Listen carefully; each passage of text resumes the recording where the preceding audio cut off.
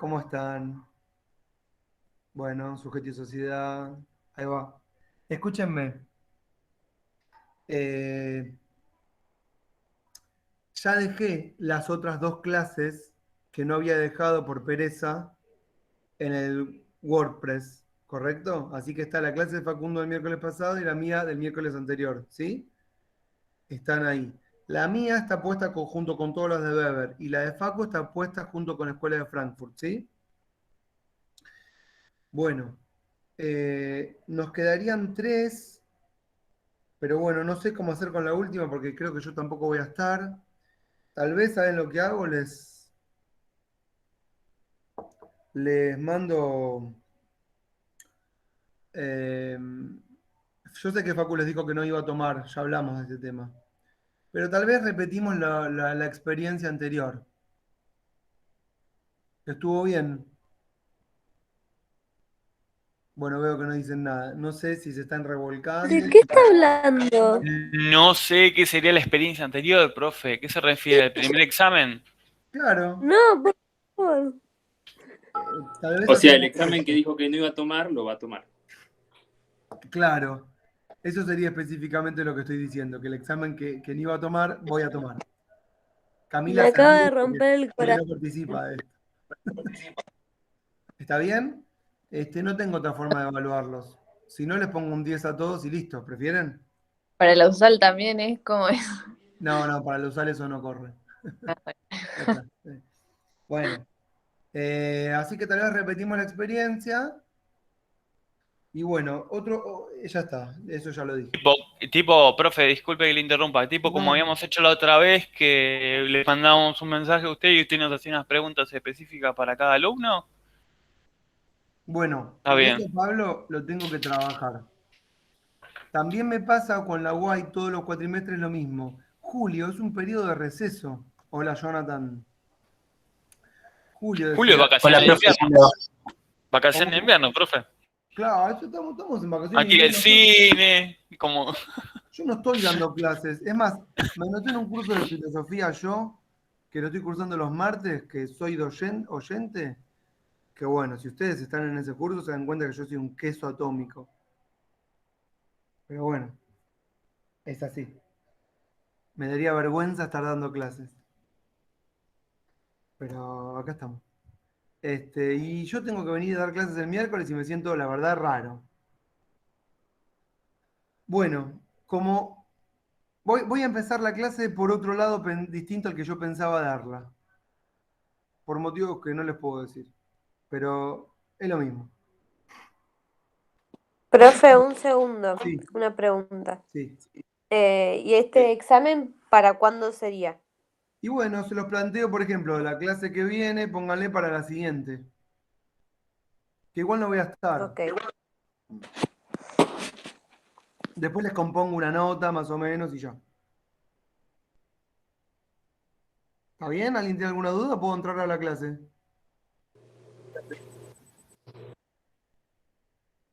Dígame. Yo tengo una duda, yo. Dale, dale, dale. Ay, perdón.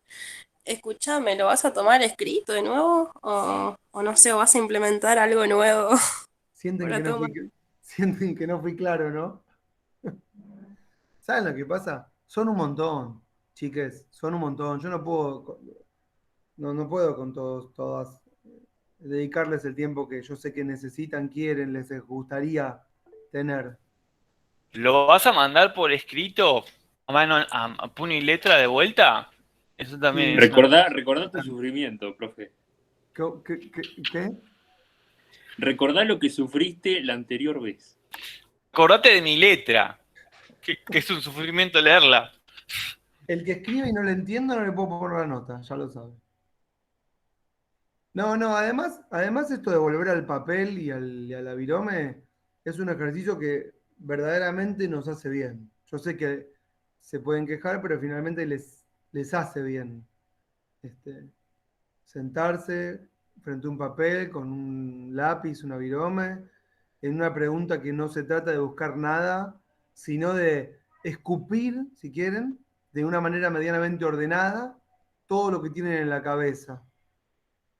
¿Correcto? ¿Está hablando del final, profe? No, estoy hablando del próximo periodo, la próxima evaluación.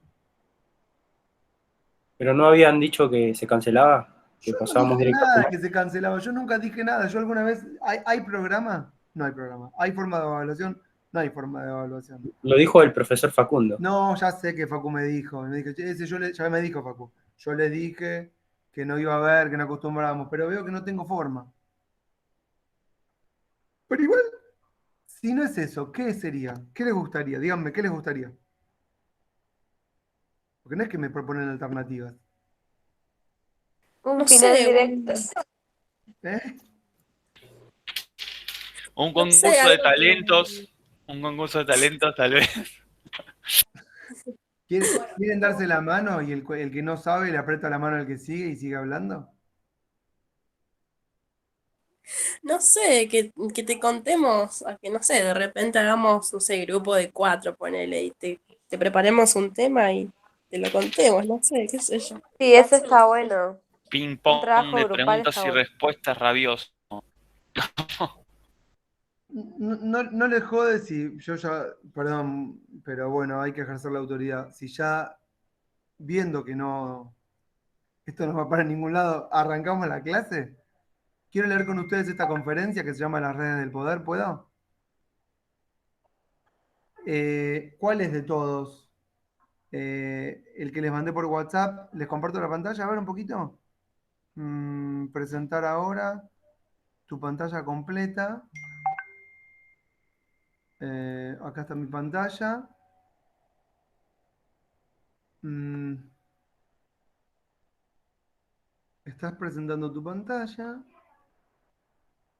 Y bueno, me meto acá. Me meto acá. No, no, no, acá no, acá no. Voy a alguno de los links que les pasé. ¿Se ve ahí mi chat?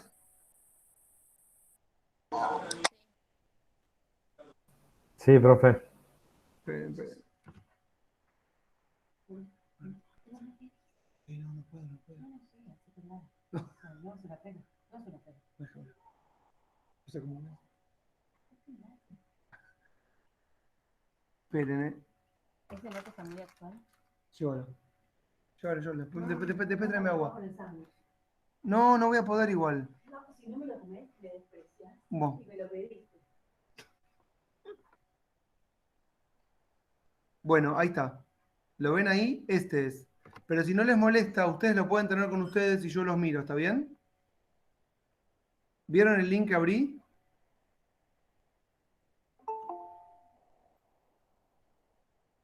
Ya lo tienen, ¿no? ¿Sí? Díganme si puedo avanzar. Se cerró Sí, eso, sí, ¿no? profe. Sí, no, yo les mostré dónde lo saqué. Es el link que les mandé la vez pasada. Que les mandé Ah, listo, 4. listo, listo. ¿Está bien? Vamos a intentar hacer un análisis de la noción de poder, dice Foucault, en 1983. ¿Está claro? Yo no soy el primero, lejos de ello, que intenta desechar el esquema freudiano que opone instinto a represión, instinto y cultura. Toda una escuela de psicoanálisis intentó desde hace decenas de años modificar, elaborar este esquema freudiano de instinto versus cultura. Este era un tema que teníamos y no vimos, de que la cultura reprime los instintos y como que tenemos instintos reprimidos por la cultura. Eh,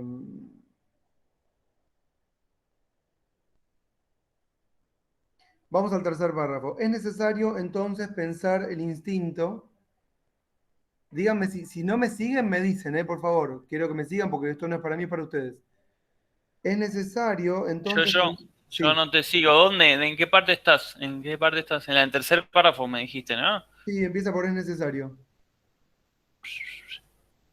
Por lo tanto. No me ubico. Bueno, Estoy espera. mareado, profe, estoy mareado. Bueno, voy de vuelta. Espera. Sí, no lo tenés. ¿Ves que dice por lo tanto? Es en ese párrafo. Por lo tanto, creo que los psicoanálisis desplazaron considerablemente el problema. Sí, sí, veo esa parte. Bueno, vamos ahí. Haciendo seguir. Vamos de ahí. Por lo tanto, Ok. creo yo que los psicoanalistas desplazaron considerablemente el problema, haciendo surgir una nueva noción de instinto, una nueva concepción de instinto, de pulsión y de estado. Pero lo que me perturba,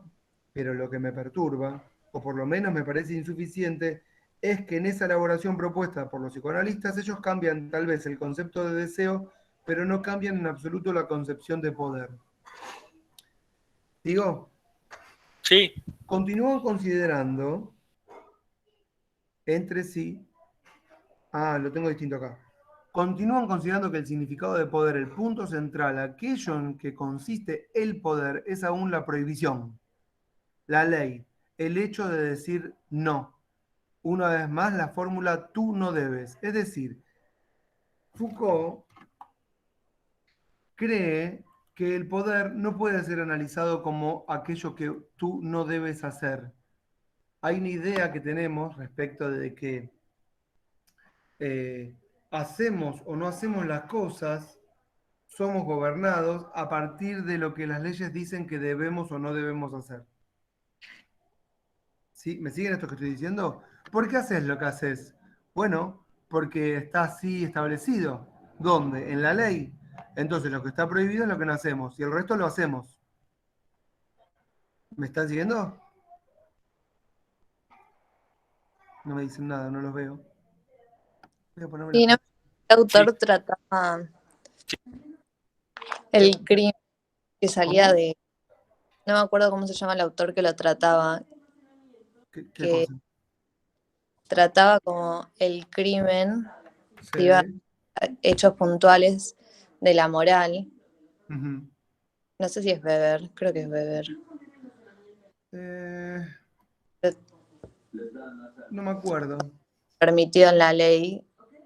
Claro, bueno, pero tenemos nosotros una idea de que hacemos o no hacemos las cosas porque está o no establecido en las leyes que, entre comillas, uno podría pensar nos gobiernan.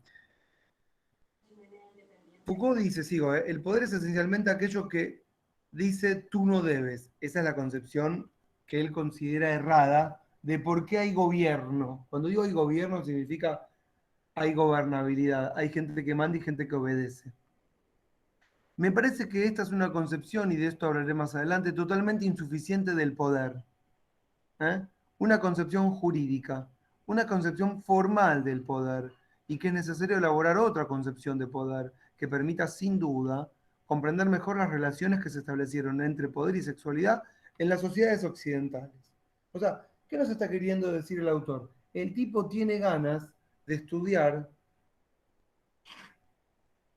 cómo nos gobernamos en sociedad, cómo por qué nos comportamos de la forma que lo hacemos, sin pensar en el derecho como el elemento, digamos, fundamental de esa relación, sino que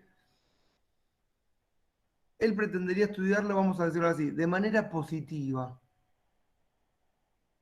Estudiar el poder de manera negativa sería estudiar las leyes que dicen que no debemos hacer tal o cual cosa, como por ejemplo los 10 mandamientos.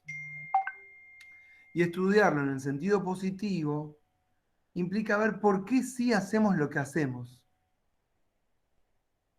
¿Hasta ahí está? Sí, igual es bastante contradictorio porque en sí como la definición es como que coordinado al otro. O sea, ¿cuál sería la forma positiva? Bueno, hasta ahora no dijo nada. No es que dijo cuál sería. Solamente está diciendo que la concepción, escuchen, la concepción jurídica de poder, pensar que hay relaciones de dominación basadas en el derecho, es totalmente insuficiente a los fines de entender por qué pasa lo que pasa. Eso sí, si ustedes quieren analizar las relaciones entre agencias burocráticas estatales y poderes fácticos, y las analizan a partir de lo que se establece en la Constitución y en las leyes reglamentarias. ¿Se entiende lo que está pasando? ¿Me entiende la pregunta? No, vamos a No, decir, yo no te entiendo. la pregunta no se entiende. Bueno, por ejemplo, le preguntan a un gobernador, ¿va a impulsar algo? Este es fácil. Hay una camp en la Plaza de Mayo, por Milagro Sala, ¿eso lo tienen? Hay una manifestación, porque dicen que Milagro Sala es una presa política. Le preguntan al gobernador. ¿Y el gobernador qué contesta? El gobernador de Jujuy. ¿Qué contesta cuando le preguntan por Milagro Sala?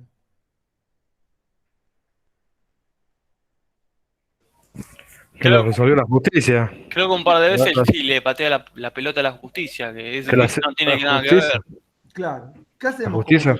¿Qué hacemos como cientistas sociales? Decimos, bueno, tiene razón, él no tiene nada que ver. Es la justicia que es un poder independiente. Fin del asunto. Esa sería una concepción del ejercicio de poder que realmente ejerce, valga la redundancia, suficiente. Decir, no, bueno, no, en realidad es correcto, él no tiene nada que ver. O es una concepción jurídica muy insuficiente porque no termina explicando las cosas que verdaderamente pensamos que pasan.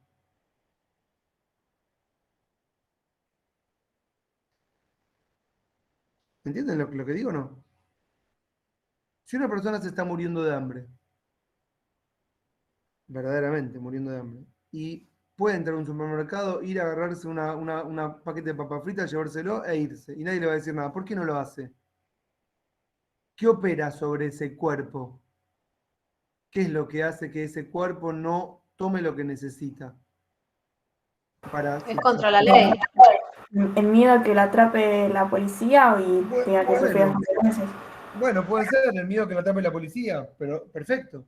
No vamos a explicarlo a partir de no, porque está establecido que si comete un hurto, vamos a decir, está establecido en el Código Penal que tiene una pena de no sé qué, este, de qué grado, y entonces sabe que está mal, y por lo tanto, por eso no hace eso que quiere hacer.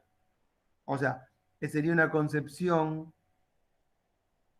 insuficiente para entender por qué pasa lo que pasa, pensarlo a partir de un formalismo jurídico.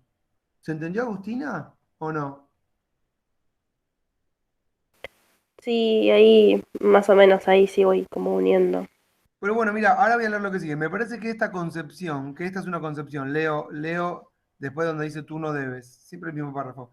Me parece que esta es una concepción totalmente insuficiente del poder. Cuando dice insuficiente del poder significa una concepción que no es, no nos permite verdaderamente, o no nos da herramientas, vieron que veníamos hablando hace mucho de herramientas para pensar, no nos da la ley herramientas para pensar las relaciones de poder, o por lo menos no suficientes. Una concepción jurídica, una concepción formal del poder. Y es necesario, dice él, elaborar otra concepción de poder que nos permita, sin duda, comprender mejor, porque de alguna manera las comprendemos, pero mejor todavía, cuáles son las relaciones que se establecieron entre el poder. Bueno, él acá está muy parado en el tema de la sexualidad, porque le interesa saber por qué nos reprimimos ante nuestros deseos. Pero sirve para todo, no solamente para la represión de la sexualidad, ¿correcto? ¿Puedo avanzar? Voy a intentar desarrollar, o mejor o mostrar en qué dirección se puede desarrollar un análisis del poder que no sea simplemente una concepción jurídica negativa del poder, sino una concepción positiva de la tecnología del poder. Es decir, él dice, voy a intentar explicarles cómo podríamos, con otras herramientas, advertir que hay otra concepción que no es jurídica, que es más bien positiva, que nos permite entender por qué hacemos lo que hacemos. ¿Por qué me he visto con una remera, bueno, esta es rosa, pero ahora está de moda usar rosa? ¿Por qué antes no me vestía con una remera rosa, sino verde, azul o negra, y ahora los hombres se pueden vestir con una remera rosa? ¿Y por qué estamos todos vestidos? Sería la pregunta. ¿O por qué usamos cuchillo y tenedor? Sí, Pablo, ya te la vi. ¿Entienden lo que quiero decir? ¿O por qué aceptan que yo tome un examen? ¿Por qué lo aceptan? ¿Por qué nadie me dijo, por qué nadie me dijo, pero profe, usted no lo estableció en el reglamento? Hay un reglamento que indica que usted tiene que indicar cuáles son las pautas al inicio de la cursada. Y usted no lo hizo. Yo podría elevar un sumario, profe. ¿Entiende lo que digo? Nadie me habló del reglamento. Nadie pensó si yo estaba cometiendo una arbitrariedad en función de la ley. Lo aceptan. ¿Por qué? Porque ya de por sí deducimos que vos, al ser la autoridad en el aula, tenés todo en orden como para dictar lo que quieras dictar, básicamente. Nosotros tendríamos que seguirlos. Bien, pero nadie me pidió a mí nadie me pidió, vamos a decir, mis credenciales, ¿no es cierto? Nadie sabe si yo verdaderamente soy el profesor, un estafador, un lunático.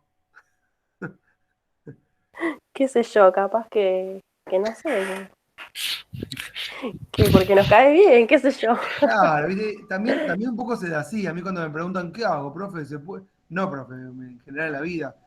¿Cómo te parece que me maneje? Y fíjate, digo yo siempre. Andá y tanteá. No sé.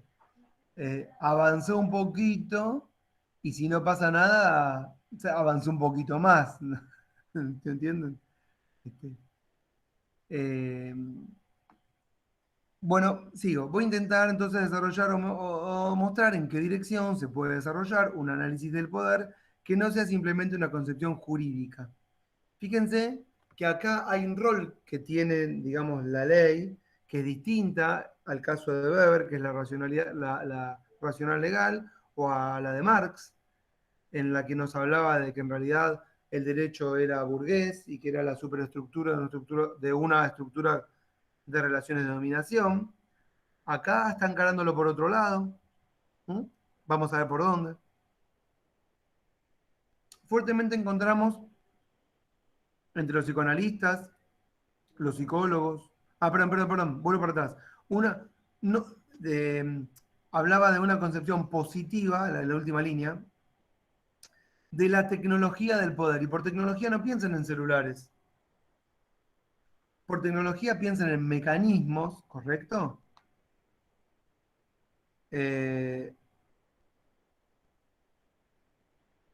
Mejor aceitados para ejercer el dominio.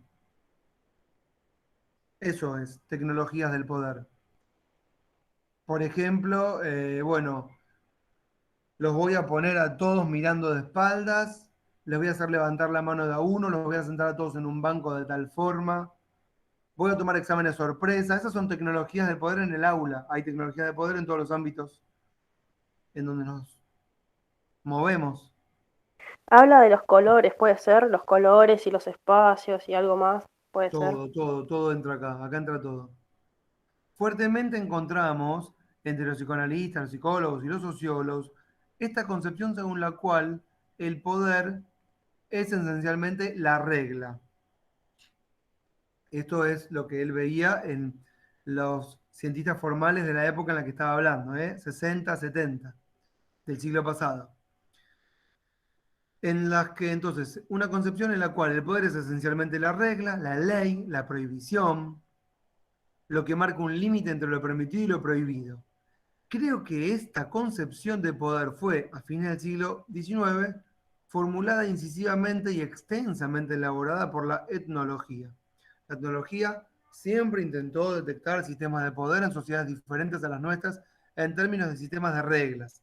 Y nosotros mismos, cuando intentamos reflexionar sobre nuestra sociedad, sobre la manera como el poder se ejerce en ella, lo hacemos fundamentalmente a partir de una concepción jurídica. Es decir, cuando uno quiere ir y estudiar otro lugar, una sociedad X, para entender cómo funciona, lo primero que uno podría preguntar, según esta concepción jurídica negativa, es ¿y cuáles son las reglas? ¿Dónde está establecido que uno hace tal cosa y otro hace tal otra? ¿Quién lo decidió? ¿Cuál es la ley que opera aquí? ¿Entienden?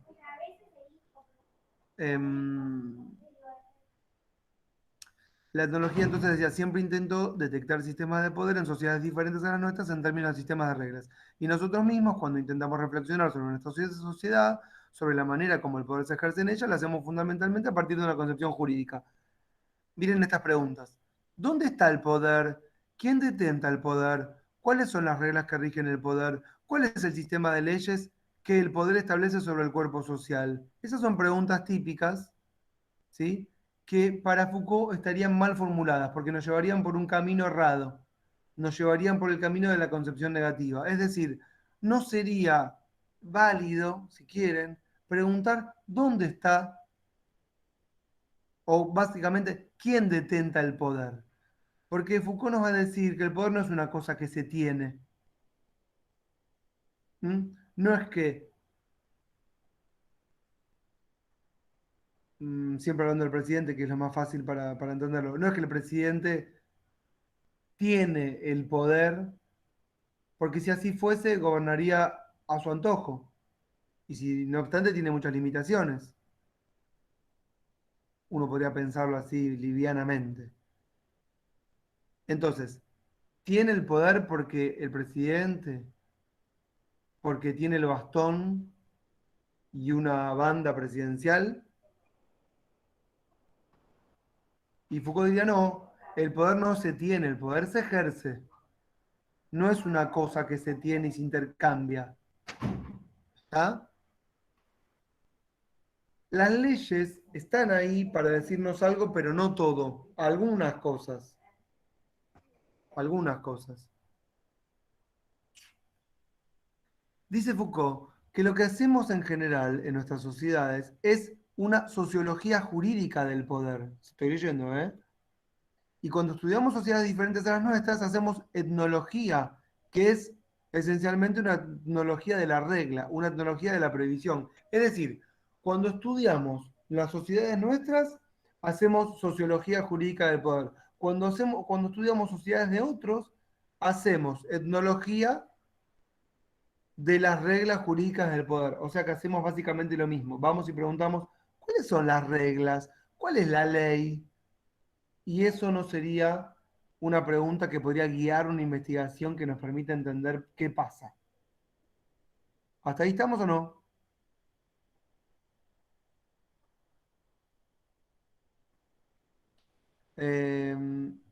Voy más abajo. A partir de esta matriz, ¿ven ahí? A partir de esta matriz, cuando termina la página 1 de 9, a partir de esta matriz, es decir, esta forma de pensamiento, de ese núcleo que sería la prohibición, habla del incesto, se intentó comprender el funcionamiento general del sistema.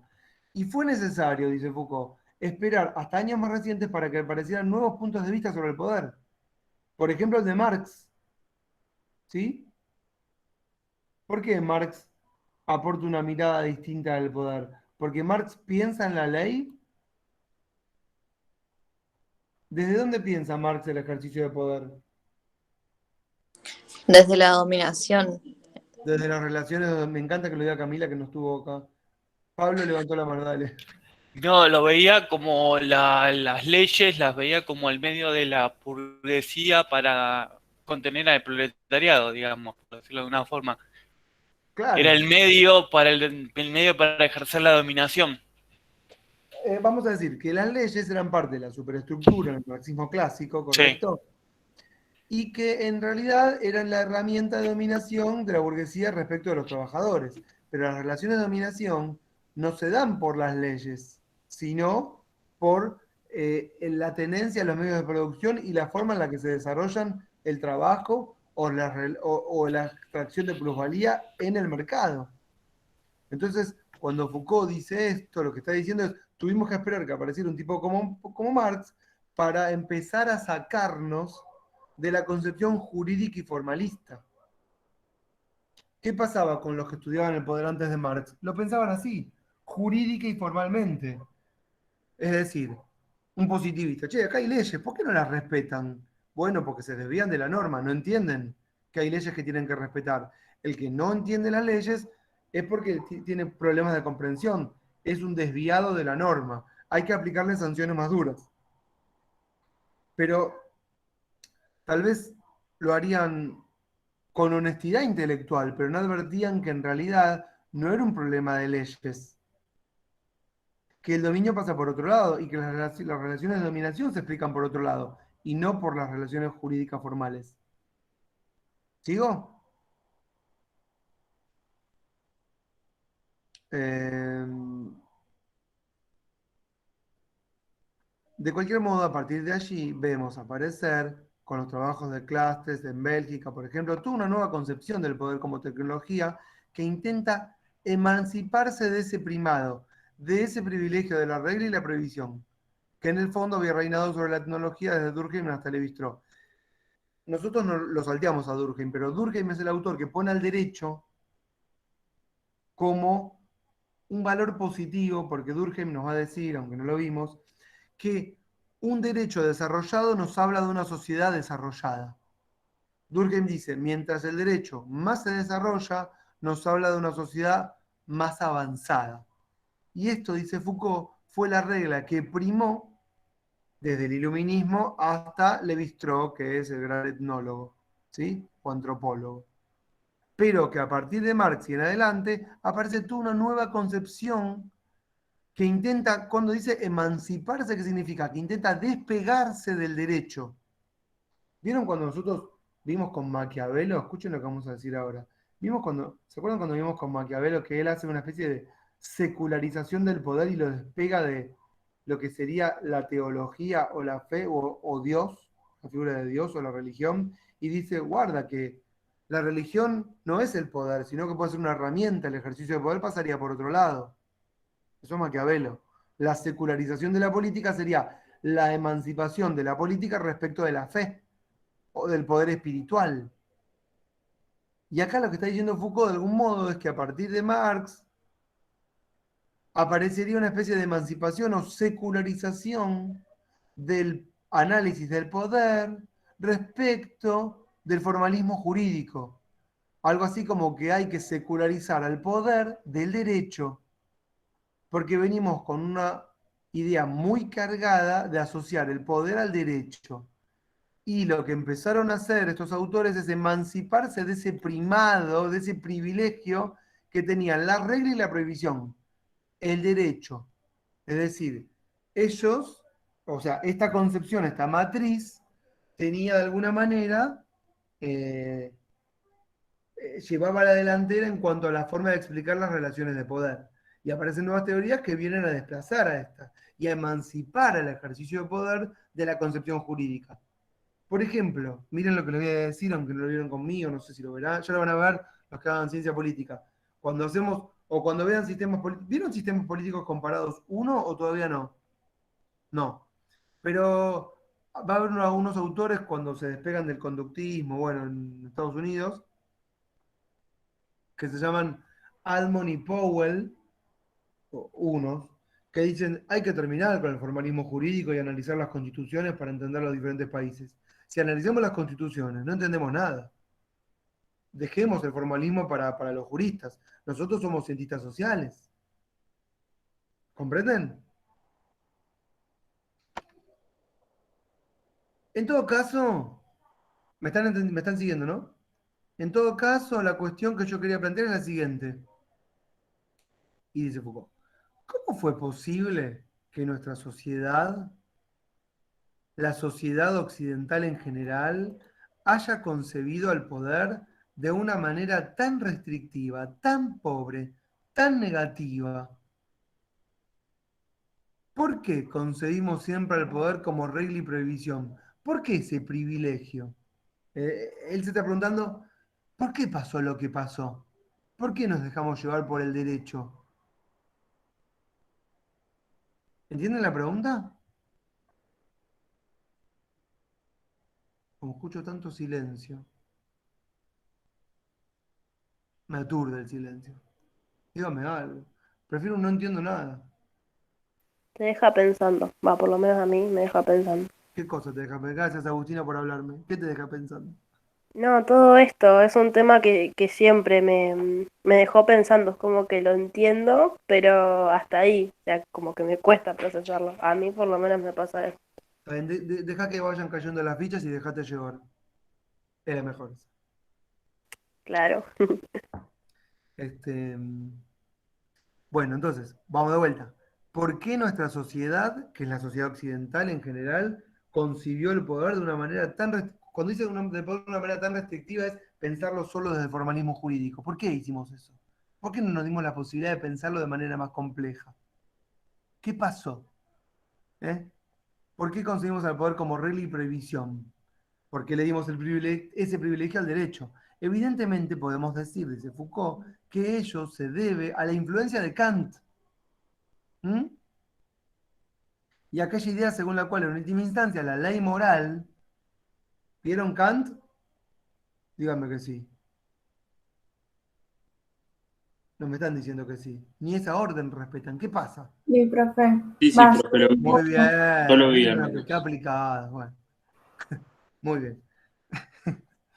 Entonces, podemos decir evidentemente que ello se debe a la influencia de Kant. Kant, cuando dice que tenemos que emanciparnos, hacernos cargo de nosotros mismos, cuando habla de la ilustración y piripipí para papá, establece esta idea del imperativo categórico moral. ¿Por qué hacemos lo que hacemos? Porque hay un imperativo categórico que así lo establece. Todos sabemos lo que está bien y está mal, dice Kant. ¿Por qué? Y no lo sabe explicar. Porque como no está más Dios, pero no fue la revolución todavía, como le pasa a Hegel, claro, se queda como a mitad de camino. ¿Sí?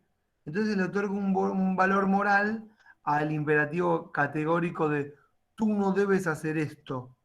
¿Sí? Y Kant es el filósofo de la Ilustración.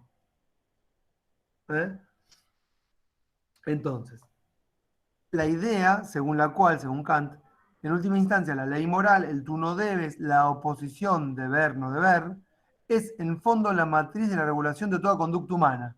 Kant dijo, ¿por qué sabés que si te encontrás una billetera tirada en el piso la tenés que devolver? Y si te la metés en el bolsillo, eso está mal. ¿Por qué? Bueno, porque hay algo más allá de nosotros que nos dice que eso está mal. Y ese es un imperativo categórico. Y eso quedó establecido. Y esa idea kantiana es la que establece el tú no debes.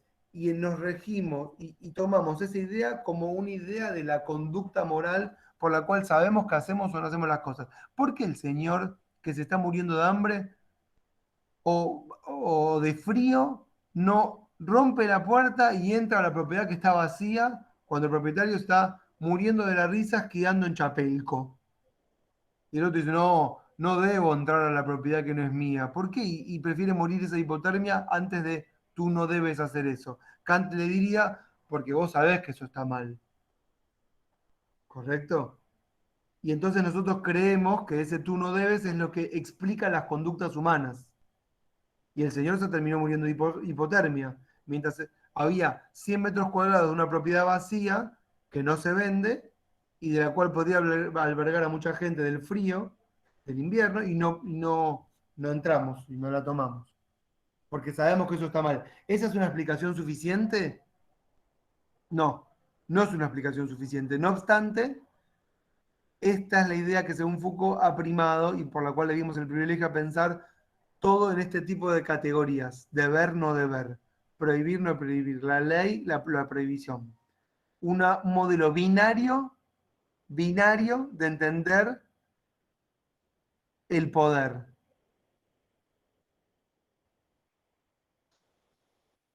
¿Sigo? No se me duerman. Perdón. No, Va bien. Me olvidé que está la cámara prendida. no, pero igualmente me sirve, Pablo, ¿sabes por qué? Porque si cuando yo veo que cabecean, digo, bueno, tiro un centro. No, bueno, lo que pasa me levanté muy temprano hoy. Pero bueno, no importa. Profe, ¿Qué? si ese tipo que no entra a la propiedad privada del otro sabe que va a haber un castigo, por eso que no ingresa. Bueno, no sé, ahora vamos a verlo. Lo que acá está bien la pregunta, no quiero adelantarme, Jonathan. Lo que acá está planteando Foucault es por qué le dimos este privilegio a esta idea binaria de la regla y la ley. Y él dice, bueno, me parece que fue por Kant, que en el momento de la Ilustración, en el momento en que aparece, digamos, la victoria de la burguesía contra la monarquía, en las revoluciones del fin del siglo XVII, ¿sí? Ahí primaba Kant.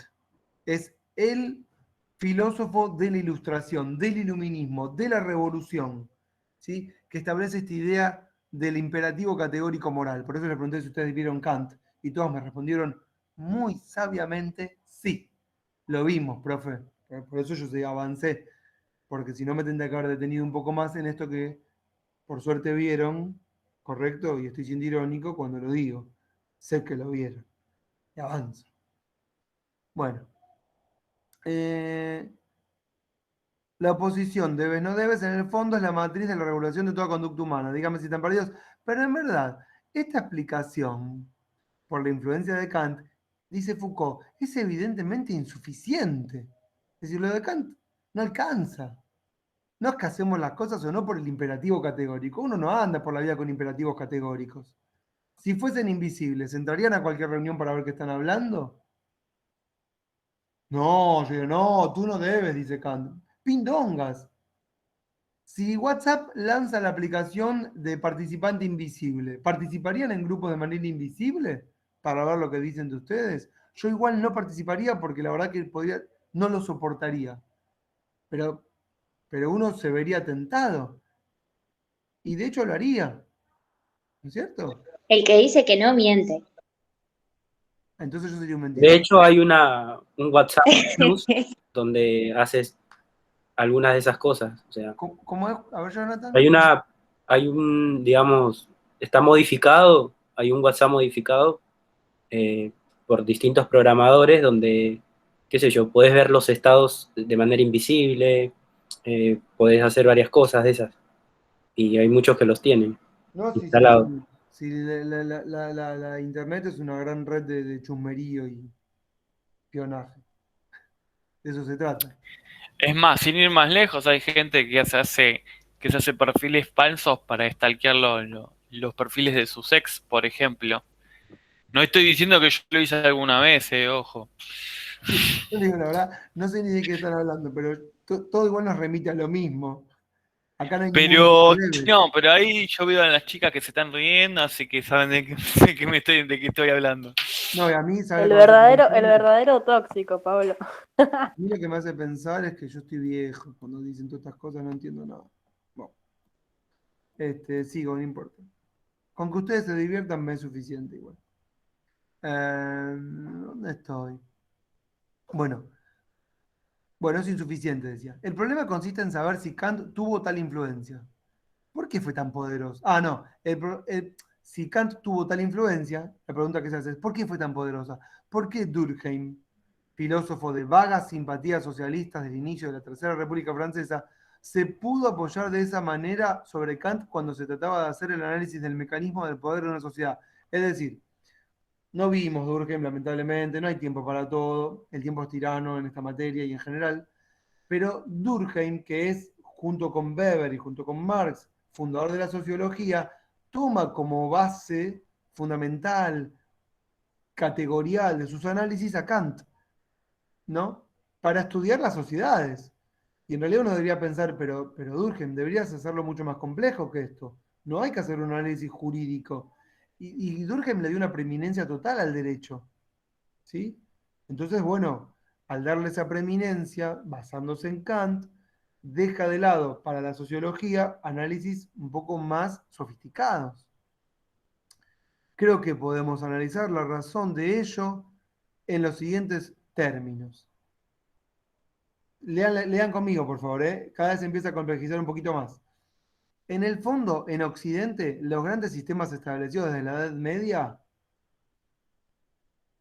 se desarrollaron por intermedio del crecimiento del poder monárquico a costa del poder, o mejor, de los poderes feudales. Y esto que acabo de tirar, bueno, yo ya no me acuerdo de lo que vimos al principio, pero esto es fundamental. Es decir, ¿cómo creció el poder de la monarquía? Dice Foucault. El poder monárquico, dice en Occidente, o los grandes sistemas establecidos durante la Edad Media, se desarrollaron, leo de vuelta, por intermedio del crecimiento del poder monárquico a costa de los poderes feudales. Es decir, recuérdenme si lo vimos al principio, yo me acuerdo, pero Sí, profe, lo habíamos visto, que vos dijiste que los señores feudales en un momento se tuvieron que subyugar a los a los, a los reyes, a los emperadores, por cuestión de que, bueno, en algún momento estuvieron en pugna ahí, bueno, y después se tuvieron que subyugar, digamos, básicamente porque si no los aplastaban. Claro, en las relaciones de poder, digamos, la conquista del territorio, la aseguración, asegurar las tierras, conquistar, digamos, en las alianzas que iba estableciendo la monarquía junto con la burguesía para desplazar a la nobleza, perdón que lo diga rápido, pero no podemos detenernos tanto en esto, dice Foucault, los sistemas establecidos durante la Edad Media, es decir, los sistemas de alianzas y de gobierno del terreno, se fueron dando de manera tal que la monarquía avanzaba con las diferentes herramientas, creación de impuestos, ejércitos, despliegue de un aparato burocrático administrativo, ¿sí? Gobierno de, vamos a decir, de las deudas, gobiernos impositivos, gobiernos disciplinarios, a medida que avanzaba, en donde iban relegando el poder de la nobleza, que lo establecía de la misma manera, pero se iba replegando. Todo eso va encerrado en esta frasecita pequeña. ¿Sí? Se desarrollaron por intermedio del crecimiento del poder monárquico o a costa de los poderes feudales. Ahora, sigo, sigan conmigo, por favor, la lectura. Ahora, en esta lucha entre los poderes feudales y el poder monárquico, el derecho, miren ahora, esto es muy importante porque Foucault está tratando de explicar qué mierda pasó, se lo digo así para que se levanten, para que el derecho sea tan importante, si en realidad no tenía nada que ver el derecho con la monarquía y la nobleza. Mientras, dice Foucault, mientras el poder monárquico se iba estableciendo, el derecho fue siempre el instrumento del poder monárquico contra las instituciones, las costumbres, los reglamentos, las formas de ligación y de pertenencia características de la sociedad feudal. Leo de vuelta y explico. Dice, en la lucha entre los poderes feudales y el poder monárquico, el derecho, piensa en el derecho como una forma, ¿sí? Como una tecnología, piensa en el derecho acá, escuchen esto, como una tecnología de poder, pónganselo en el apunte, derecho, tecnología de ejercicio de poder. El derecho, entonces, en esa relación entre monarquía y feudalismo, fue siempre el instrumento, así como lo era la religión, fue el instrumento del poder monárquico contra instituciones, costumbres y reglamentos feudales. Es decir, hay sociedad estamental, hay reglas o lógicas de alianzas y gobiernos feudales, de vasallaje, de esclavitud, reglas propias de la Edad Media. Y cuando la monarquía avanzaba, se desplegaba en el territorio, ¿sí? Tipo pulpo, y avanzaba y ejercía un mayor dominio sobre el terreno y sobre los cuerpos, ¿cuál era el instrumento que la monarquía utilizaba como forma de dominio? El instrumento era el derecho. ¿Qué significa en términos prácticos? Un boletín, un real boletín oficial en donde aparece un decreto real que dice, ahora se hace esto, ahora se hace aquello, ahora esto funciona de esta forma, este tributo tiene estas características, las tropas se despliegan de esta manera, vamos a crear un hospital que tiene estas características, ¿correcto? Los precios de los granos tienen este valor. Todo esto se establecía no de manera oral, no a través de manera religiosa, no a través de lo que el monarca podría decir, este fue el designio de Dios, sino que se establecía a partir de formas jurídicas, tal cual las conocemos hoy. En un papel, con un número 1, número 2, número 3, artículo tal, artículo cual, ¿entienden? Entonces, el derecho era el instrumento jurídico de la monarquía en el momento que la monarquía avanzaba, se desplegaba en el terreno, gobernaba. Díganme, por favor, que están entendiendo todo. Bien, voy a tomar el silencio como una aceptación tácita. Pero si alguien quiere decir algo, puede hacerlo. Me perdí dónde voy. ¿Dónde voy? Ah, sí. Voy a dar 2 ejemplos, dice Foucault. Profe, ¿en qué Sí. página está? Porque yo también lo perdí. Me la 2. Página 2. Voy a hacer algo que no quiso hacer, pero bueno, lo voy a hacer. Voy a compartir mi pantalla. ¿Qué voy a hacer?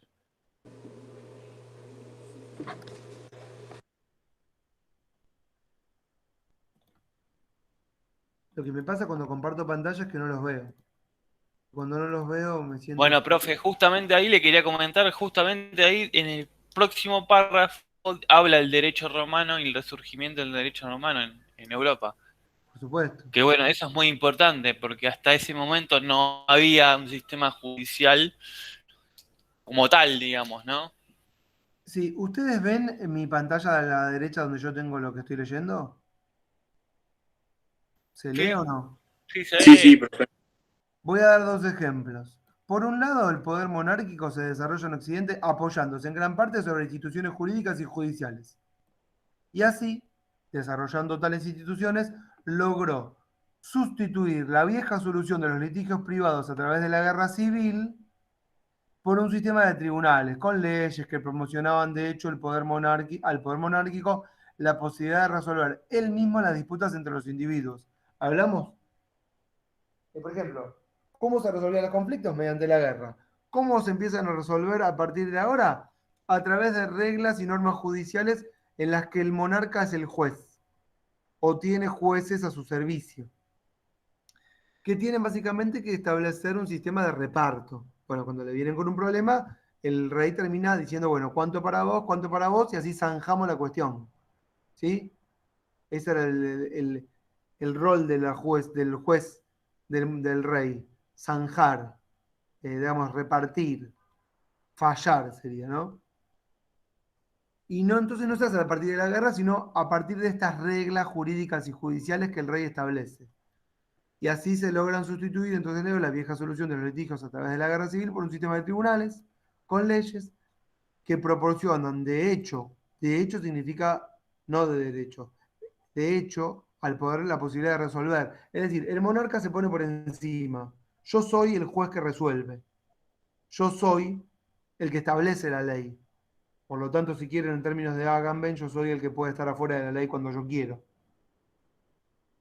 Bueno, es decir, el rey podría ser el que está en estado de excepción, si quisiera. Bueno, este es otro tema que no vamos a trabajar acá.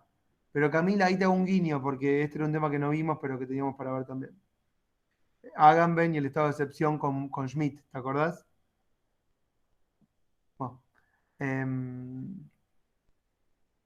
bueno, de esta manera, el derecho romano, gracias Pablo que te anticipaste, que reaparece en Occidente en los siglos XIII y XIV, el derecho romano fue un instrumento formidable en manos de la monarquía para lograr definir las formas, los mecanismos de su propio poder, a costa de los poderes feudales. Es decir, la monarquía avanza, gobierna, y cuando gobierna, no puede gobernar con los mismos instrumentos que gobierna la iglesia.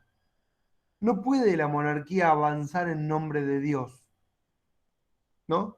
Entonces, ¿cómo avanza? Avanza con las reglas de derecho. ¿Y usted quién es? Yo soy el derecho, yo soy la ley, yo soy la regla. Yo soy Y la ley es sinónimo de progreso. Piensen en Napoleón cuando lleva el código napoleónico a toda Europa. ¿Correcto? ¿Qué piensan los europeos cuando llega Napoleón? Nos está llegando el progreso. ¿Qué piensa América Latina? ¿Se acuerdan cuando lo vimos con Marx? Nos está llegando el progreso cuando nos llega la ley europea. Pero en realidad, eso, dice Foucault, es el instrumento de la dominación. Venían por otra cosa, venían por las tierras, venían por los recursos naturales, venían a saquear. ¿Por qué se expandían en Europa? Por los mismos motivos. Iban por las tierras, iban por el gobierno de los cuerpos. iban por la ambición de poder. Pero ¿con qué formas iban? Iban con la forma jurídica del derecho que establecían como el progreso. Al principio no así. Al principio era por oposición a Dios. Y después, gracias a Kant, porque ese era el iluminismo. Eso era lo nuevo. El derecho es lo moderno. ¿Me están siguiendo? Sí.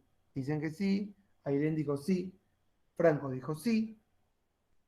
Nadie más dijo sí. Pero ahora la veo a Agustina tomando mate. Ahí. Ah, no, en un lápiz. Pensé que era el mate.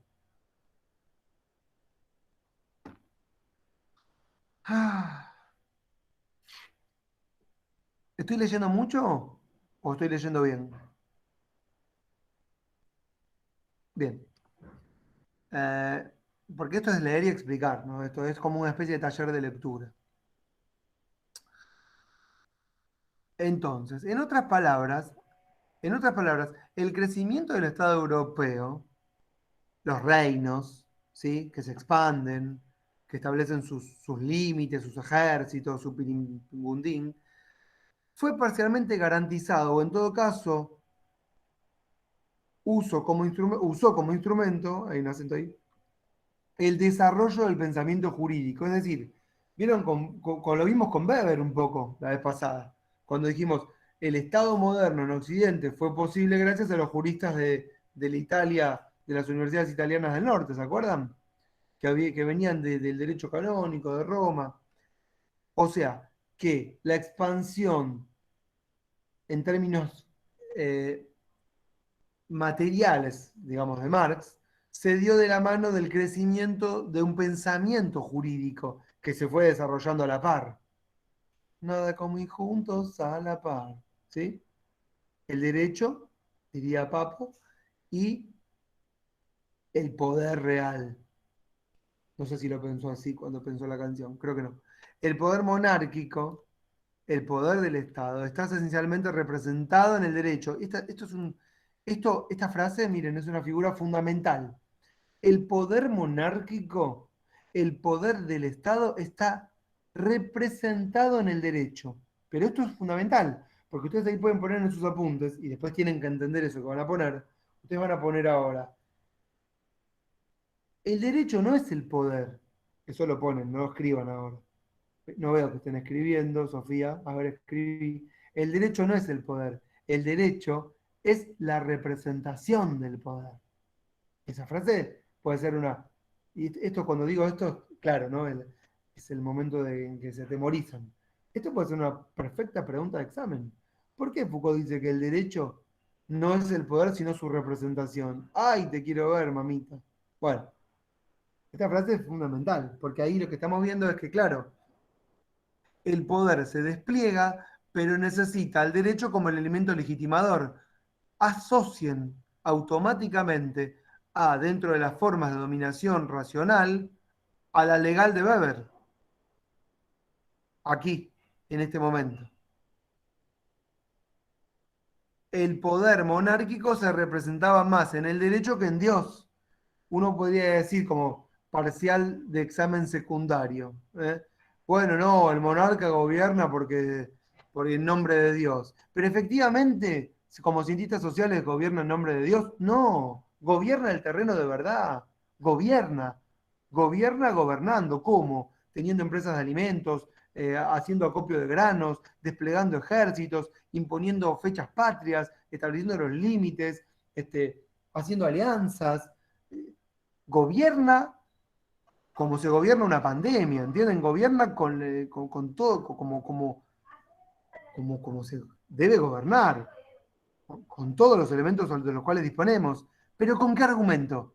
Ah, no, yo soy el gobierno de la ley, yo acá vengo a cumplir con el derecho. Esta me acuerdo, por ejemplo, cuando Patricia Bullrich, no sé si se acuerdan ustedes, en el 2016, ¿qué edad tenían en el 2016?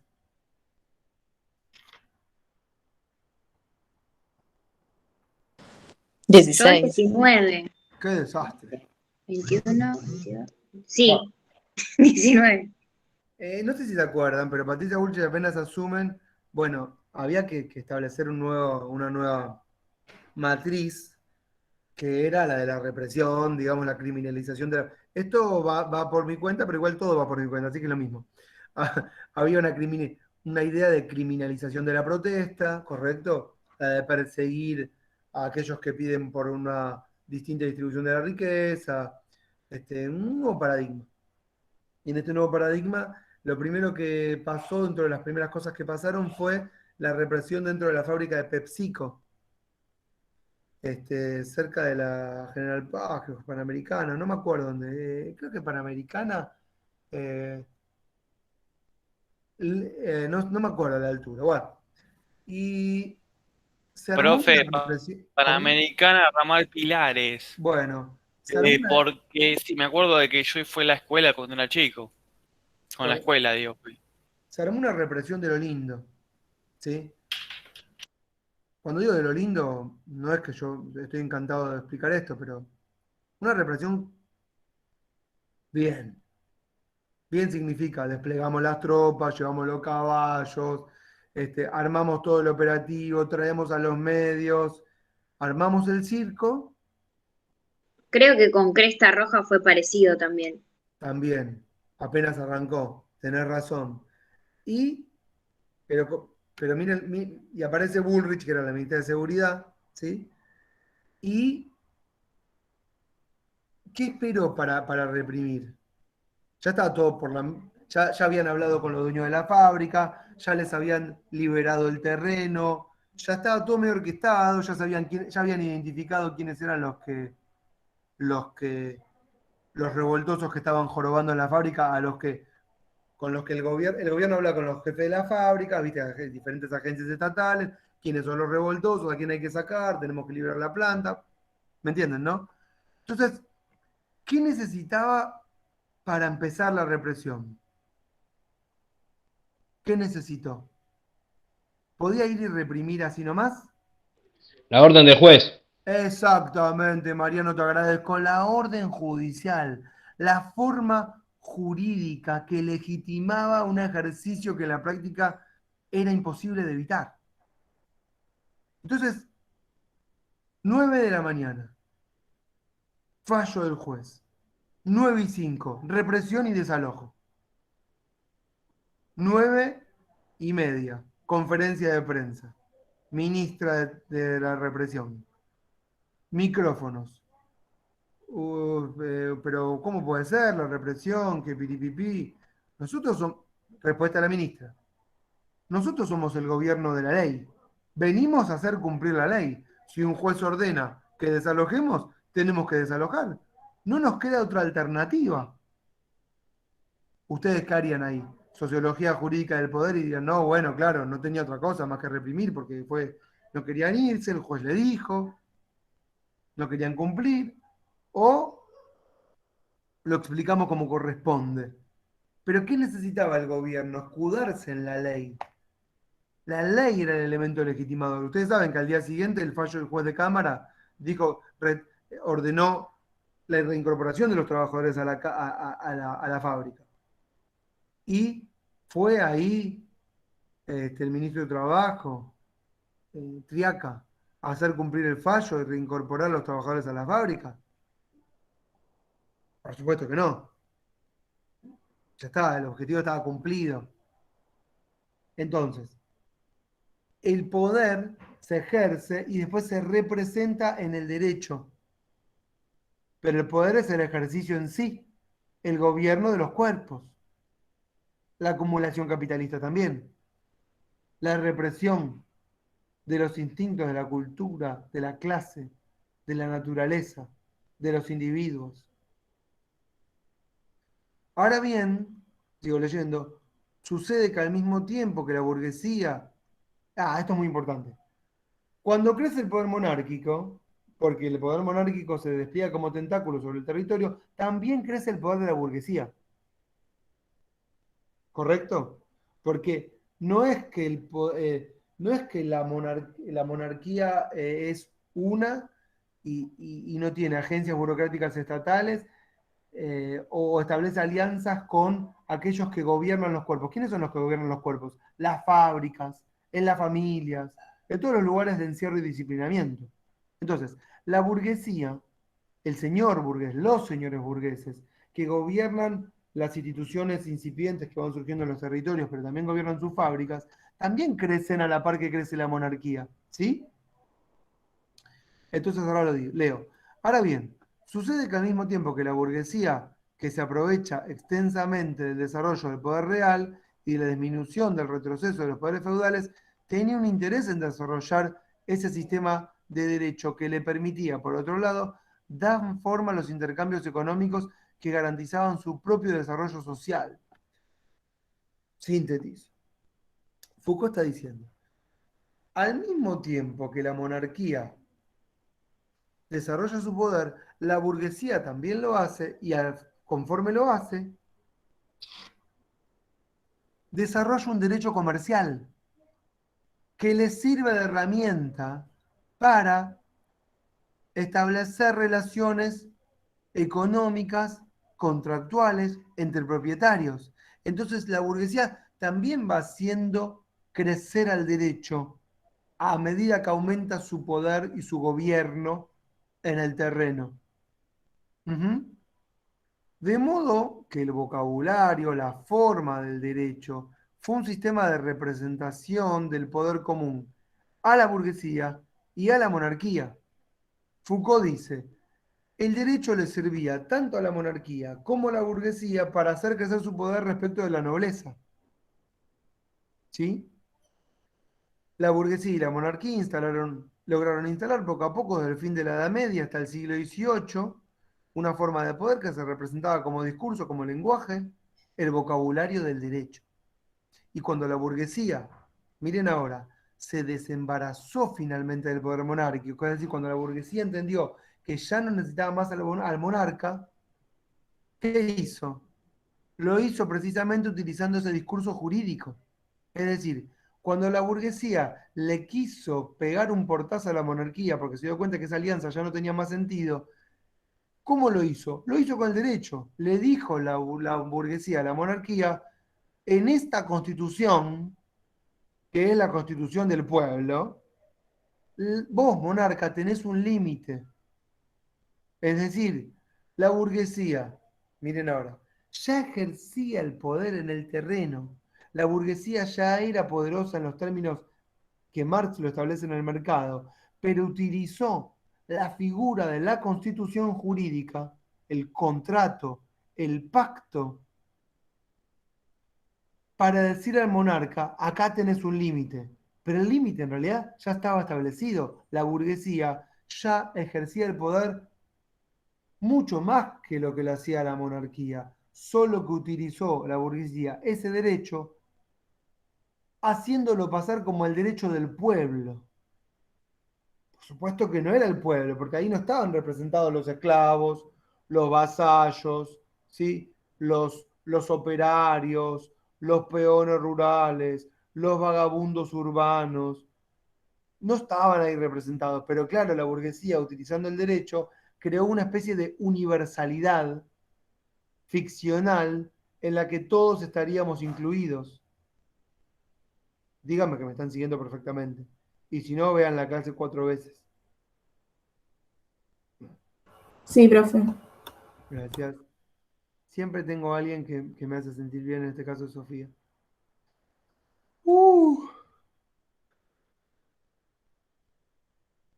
Estoy contando hasta 5 para seguir. Y cuando la burguesía se desembarazó finalmente del poder monárquico, lo hizo precisamente utilizando ese discurso jurídico que había sido hasta entonces el de la monarquía. El mismo discurso jurídico. ¿Quién creó el boletín oficial? ¿La burguesía o el monarca? El monarca, más o menos en el 1600. El real boletín oficial de no sé qué y no sé cuánto. O sea, el instrumento que era de la monarquía empezó a ser usado, como leo ahí, estoy leyendo el final, en contra de la propia monarquía. Y ahí aparece esta idea del contrato que establece la burguesía contra la monarquía. ¿Sigo? Sigo, ¿no? Último párrafo.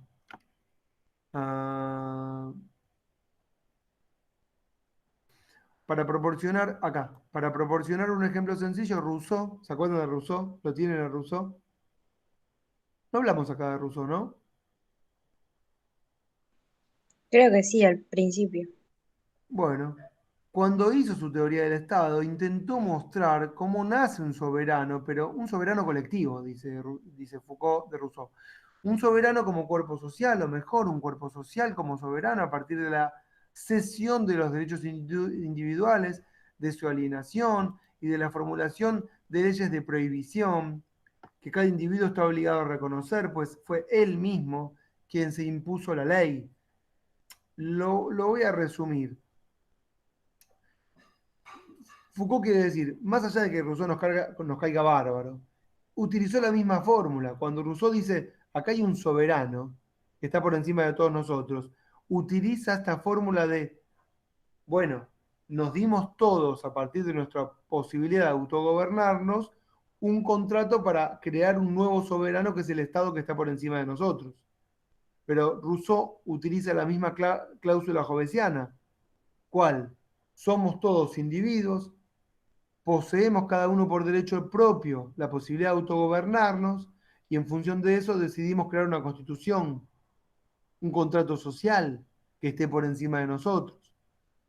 Pero no puede apartarse Rousseau de esa fórmula jurídica, del poder entendido como una cosa que se tiene. Pero ahora dice Foucault, ahora bien, ¿cómo podríamos intentar analizar el poder en sus mecanismos positivos? Es decir, bueno, pero ¿cómo fue que en realidad ese poder se estableció, más allá del derecho?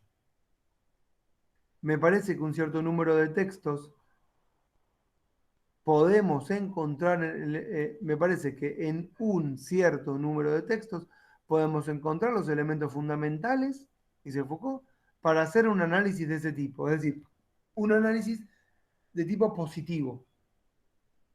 Podemos encontrarlos tal vez en Bingham. ¿Le suena? No sé, tal vez a alguno le suene porque hayan visto en alguna clase Vigilar y Castigar. Seguramente. Es un clásico que se ve. Un filósofo inglés del siglo XVIII, comienzo del XIX, que en el fondo fue el más grande teórico del poder burgués, dice Foucault. Y podemos evidentemente encontrarlos en Marx también, ¿no? Los primeros elementos para entender el poder en sentido positivo. Esencialmente en el libro 2 del Capital. Y dice Foucault, me voy a basar en ellos para poder avanzar en el ejercicio de poder en sentido positivo. En resumen, en el libro 2 del Capital encontramos qué cosa. Bueno, que no existe en el fondo un poder. No hay un solo poder. No hay un monarca. Esto es muy importante para que ustedes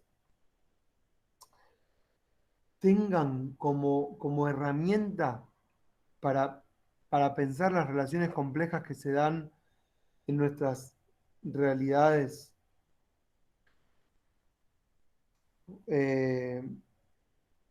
una nueva matriz. No hay un poder, hay varios poderes. ¿Está? La política no es una cosa de uno contra otro. Esto no es el PRO contra el Frente de Todos. No. Hay una multiplicidad de relaciones dando vueltas. Si no, nuestra materia y nuestra carrera sería muy sencilla. ¿Sí? Poderes quiere decir formas de dominación. A eso se refiere cuando dice poderes. Se refiere a formas de dominación. Miren ahora nuestra materia, ¿eh? Formas de sujeción que operan localmente. Vieron que nuestra materia se llama sujeto y sociedad. Y yo les dije, a mí me hace un ruido tremendo ese nombre. ¿Se acuerdan que lo planteamos en la primera clase? Yo no sé si ponerle ese nombre. No me gusta para nada. Porque lo que dice el autor acá es que lo que va habiendo a medida que avanza la burguesía y la monarquía en el establecimiento de su poder frente a los sistemas de dominación y sujeción feudal, son nuevas formas de sujeción. Por sujeción son cuerpos sostenidos, sujetados por alguna idea o alguna fuerza física, que, dice Foucault, operan localmente. Por ejemplo, en una oficina, en el ejército, en una propiedad de tipo esclavista, en una propiedad donde existan relaciones serviles. Se trata simplemente de formas locales, regionales de poder, que poseen su propia modalidad de funcionamiento, procedimiento y técnica. Es decir, los cuerpos en Occidente, en sociedad, siguen patrones o tecnologías de dominación locales. En cada lugar es distinta. ¿Sí? Todas estas formas de poder son, dice Foucault, heterogéneas. No podemos entonces hablar de poder si queremos hacer un análisis del poder, sino que debemos hablar de los poderes o intentar localizarlos en sus especificidades históricas y geográficas. Es decir, si queremos entender qué pasa, hay que trabajar localmente, hay que ir al momento puntual donde ocurre y hay que ver qué pasa. No podemos, escuchen, volviendo al principio, pensar tan laxamente con Kant en el sentido binario de, no, el vasallo o el esclavo hacía que lo obedecía porque era un esclavo por naturaleza y por eso lo hacía. Él sabía que no debía rebelarse ante su patrón, ante su amo. ¿Por qué? Porque sabe que es su amo. ¿Por qué? Y porque siempre fue así. Esa es una respuesta pobre. Esa es una respuesta pobre, insuficiente, que no explica el poder en sentido positivo. ¿Se dan cuenta? No podemos pensar el poder en términos binarios, ni en fórmulas sencillas como tú no debes hacer esto. Así nos vamos acercando, yo dije así, pero nos vamos acercando al concepto de biopolítica, que ustedes ya habrán sentido, que sabían que yo podía mencionar, que podían tal vez pispear, que podía llegar a decir, pero que nos fuimos acercando tipo pasitos de bebé. ¿Vieron la película de los pasitos de bebé, la de Bill Murray? Fabián, decime que sí la viste. No, es muy, muy buena. Yo la vi la vez pasada con mis hijos. Mis hijas, debo decir. Yo a mis hijas les digo chiques. Así que ellos en el futuro chiques será como una normalidad. Casi que lo digo como un divertimento. ¿Cómo andan chiques? Pero bueno, ya no me sale decirles chicos si son nena, nene. Es más, tal vez en el futuro ya sean como sin género. Buah, qué quilombo. Buah. Bueno, así a partir de este principio metodológico, estoy leyendo, ¿eh? ¿Cómo podríamos hacer la historia de Foucault? Claro, bueno, es un quilombo esto. Es un quilombo. Eh, bueno, leo y avanzo, no quiero detenerme en cosas difíciles. ¿Cómo podríamos hacer la historia de los mecanismos de poder a propósito de la sexualidad? Esto era lo que le interesaba acá cuando estaba en esta época, en este momento. Creo que de modo muy esquemático podríamos decir lo siguiente. Acá. Esto es fundamental. Yo incluso puedo, miren lo que voy a hacer. Para el examen agarro un párrafo y digo, bueno, analicen esto. Está bueno. Eso está bueno. El sistema de poder de la monarquía había logrado organizar a partir de la Edad Media, que había logrado organizar a partir de la Edad Media, presentaba para el desarrollo del capitalismo como inconvenientes mayores. Ay, no quiero leer todo esto, me canse. Eh, quiero avanzar. Tal vez sería importante, ¿no? Ah, todo es importante, estoy re podrido, estoy cansado. Eso me está pasando. Estoy cansado. Déjenme leerlo y explicarlo. ¿Me esperan? Voy a leer esto en silencio, miren. Desde acá hasta acá. Si quieren, leer en silencio ustedes también.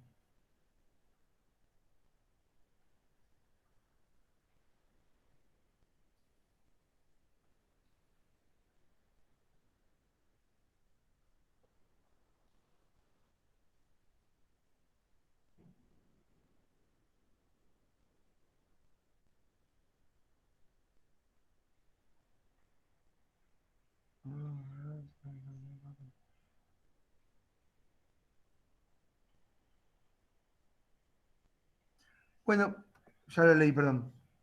Bueno, les dejo seguir leyendo. Sigan.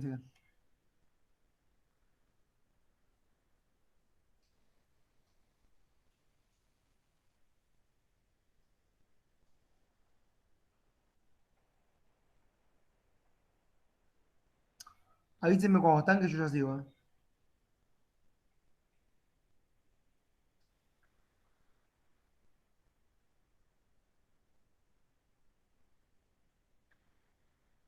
¿Puedo?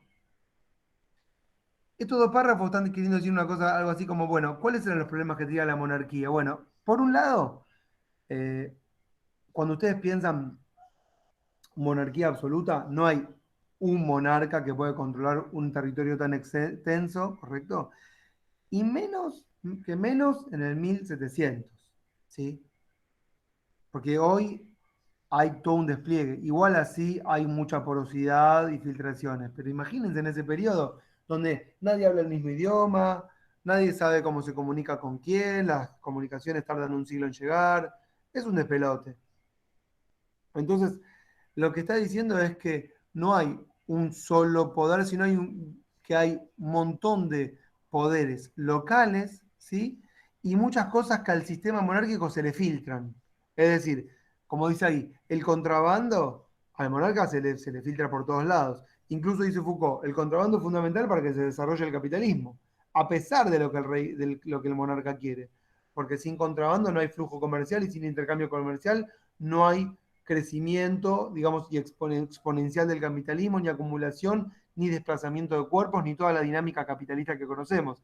Es decir, el contrabando que era ilegal en la época mercantilista se convierte en lo legal a partir de la revolución moderna. O sea que lo que era ilegal antes es lo que es legal después, pero las formas son las mismas. El segundo párrafo nos habla de que el poder del monarca era predatorio, porque era un sistema mercantilista, que lo vimos en la clase pasada, de extractivismo, ¿se acuerdan, no? Entonces, eh, todo esto, dice Foucault, fue generando para el monarca, acá, estas palabras son lindas, fue generando para el monarca o para la sociedad una gran mutación tecnológica de la tecnología de poder en Occidente.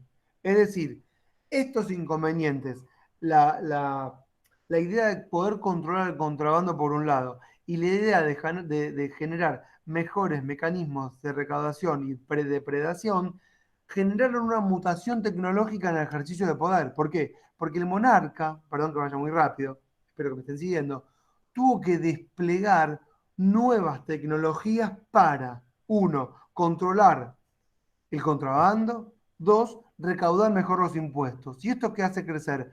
Hace crecer mejor las agencias burocráticas y establecer mejores alianzas con las burguesías y con las fuerzas operantes locales en cada territorio.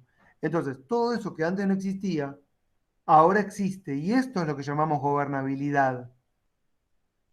Se entendió perfecto, ¿no? A esto llamamos mutación tecnológica del poder.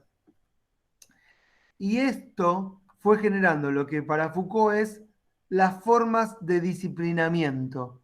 Y las formas de disciplinamiento, son uno de los grandes polos de la nueva mutación tecnológica.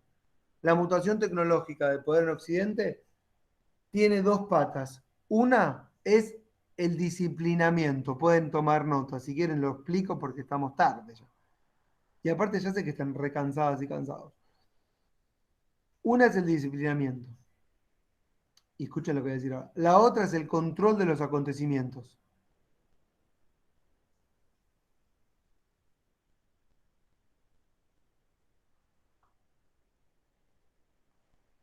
Esperen que tengo un hambre. Espérenme un segundo.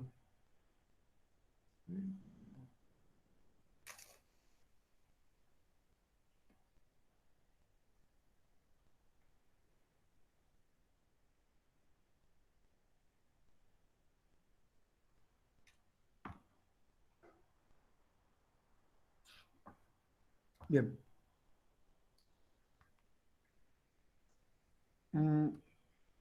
¿Qué fue a comer, profe? No, tenía un sanguchito acá que ya se me recontra enfrió y se pasó, pero me baja la presión, ¿vieron? ¿Se acuerdan que les conté que me tengo que comer un caramelo a esta altura en la clase? ¿Es Che, hipoglucémico? ¿eh? ¿Es hipoglucémico? No, soy un gordo de mierda, ¿qué hipoglucémico? Pasa que, imagínate, Franco, que estoy hablando, no sé desde qué hora. No con ustedes en general, pero acá con un mayor esfuerzo. ¿O no? Encima leyendo en voz alta, explicando.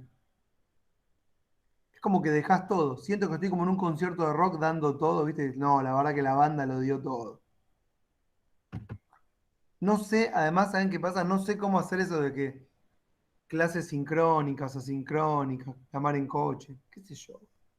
Yo que tengo un texto, lo explico y leen, me preguntan y se terminó. Eso es todo. No hay mucho misterio. Ok.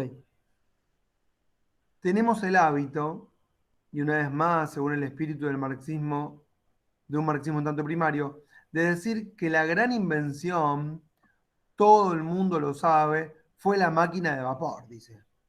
O cosas de ese tipo. No, con la máquina de vapor cambió todo. O con el acero, por decir. Es verdad, dice Foucault, que eso fue importante porque hubo toda una serie de nuevas invenciones tecnológicas a partir, por ejemplo, de la máquina de vapor, ¿no es cierto? Cierto. Tan importantes como esas y que fueron en última instancia condiciones de funcionamiento de las otras, es cierto. El vapor, saben, ¿no? Cómo funciona. Metés mucho calor, porque esto lo saqué una vez de una publicidad que dice, ¿qué es la energía? La energía es movimiento, fenómeno, bien. Entonces, ¿cómo puede haber energía? Bueno, puede haber energía manual, yo generando una manivela y hago la fuerza para que algo se mueva, o puedo hacer que las cosas se muevan de otra forma, mecánica o de otro tipo. Y claro, ¿cómo es el vapor? Le voy a explicar, por ejemplo, con la película Volver al Futuro. ¿Quién la vio? Perfecto. Entonces, ustedes saben, mete leño que prende el fuego, ¿sí? Que genera vapor, se acumula el vapor como si fuese una especie de olla a presión, y cuando lo largas de a poquito, hace fuerza, y esa fuerza mueve cosas, y esas cosas que mueven hacen que pasen otras cosas. Pero, por ejemplo, un molino de viento hace lo mismo. Vos agarrás, ponés el molino arriba, gira la aleta, tiene un motorcito abajo que hace que es tipo mecánico, ¿no? Y entonces también la hidráulica es lo mismo. Haces una represa, controlas el agua, alargás el agua de a poco, hace fuerza, ¡pum! La que nunca entendí es la energía atómica, nuclear, eso ya no entiendo nada. Por ejemplo, no puedo Es entender. básicamente lo mismo, profe. Esperá, escuchá Es esta que no. calentar agua, Mm, calienta agua y genera vapor y el vapor hace girar las turbinas eléctricas. la que nunca entendí es cómo una pila puede tener energía. Esa no la puedo entender. Para mí una pila es mágico. ¿Entienden, no? Pues una pila. Ni que hablar del LED. Yo, por ejemplo, no entiendo cómo se genera la energía eléctrica que llega por un cable a través de térmica. No entiendo nada. No Bueno, sé Fabián por ahí sabe mejor que yo de esas cosas. cómo se acumula la energía, no lo puedo entender. En una represa lo entiendo, pero de sur, ¿cómo acumula la energía? ¿Dónde la tiene? Si Pampa Energía genera energía que se la da del sur, ¿dónde la guarda del sur? No lo puedo entender. Hay que gastarla toda. ¿Y cómo se guarda en una pila? Menos que menos. ¿Y cómo se gasta la pila? Menos que menos. Para mí es mágico. Bueno, me fui a la mierda. Lo hablamos en otra clase. Bueno, así como con la máquina de vapor, escuchen esto que es re importante, así como con la máquina de vapor empezaron a pasar un montón de otras cosas que generaron nuevas tecnologías de, qué sé yo, de desarrollo productivo y, y elementos que tienen que ver con la dominación en la fábrica, ¿correcto? Porque a partir de que pasa una cosa, pasa otra, una máquina, un desplazamiento, nuevas funciones, nuevos operarios, nuevas cosas. De la misma forma, ocurrió con la tecnología política. ¿eh? Hubo toda una invención al nivel de las formas de poder a lo largo de los siglos XVII y XVIII. Es necesario hacer no solo la historia de las técnicas industriales, que pueden ser muy interesantes, sino también técnicas políticas de dominio. Y esto es lo que nos interesa con este autor, entender las técnicas políticas de dominio. Y creo que dice él que las podemos agrupar en dos grandes capítulos de invenciones tecnológicas de la política, que se desarrollan sobre todo en los siglos XVII y XVIII. Estas dos técnicas nuevas de poder o de ejercicio de poder político. Yo las agruparía en dos capítulos porque me parece que se desarrollaron en dos direcciones diferentes. Son las dos que les mencioné. De un lado existe esta tecnología que llamaría disciplina. ¿Sí? Lo que Foucault llama el disciplinamiento de los cuerpos. Disciplina es, en el fondo, el mecanismo del poder por el cual alcanzamos a controlar el cuerpo social hasta los elementos más tenues, es decir, hasta las características más insípidas, insignificantes de las conductas humanas que podemos pensar que no son disciplinadas y lo son. Por ejemplo, limpiarse el culo con papel higiénico cuando uno va al baño como una conducta de higiene. Y eso es ejercicio de poder. Ahí hay una cuestión política. Ah, ¿de verdad? Sí, de verdad. ¿Ponerse perfume? Sí. Ahí hay una cuestión política. ¿De verdad? Sí, de verdad. ¿Usar tenedor, cuchillo? También. También. Hasta esos elementos más tenues, para Foucault, son tecnologías políticas de disciplinamiento de los cuerpos. ¿Se dan cuenta cómo el autor es amplio en algún punto? Perdón que yo ni lo presenté a propósito, no lo presenté, fui al hueso directo. ¿Se dan cuenta cómo puede ser un autor que nos permite entender de manera sociológica los comportamientos en la sociedad? Y por eso es una teoría sociológica válida que nos da herramientas para pensar. Ahora vamos a seguir avanzando. ¿Se dan cuenta cómo llegamos de a poquito? Bien. Entonces, el mecanismo del poder por el cual alcanzamos a controlar en el cuerpo social hasta los elementos más tenues por los cuales llegamos a tocar los propios átomos sociales. Eso es, los individuos. Técnicas de individualización del poder. Cómo vigilar a alguien, cómo controlar su conducta, su comportamiento, sus aptitudes, cómo intensificar su rendimiento, cómo multiplicar sus capacidades, cómo colocarlo en el lugar donde será más útil. El famoso recursos humanos. Esto es lo que a mi modo de ver es la disciplina. Todo esto.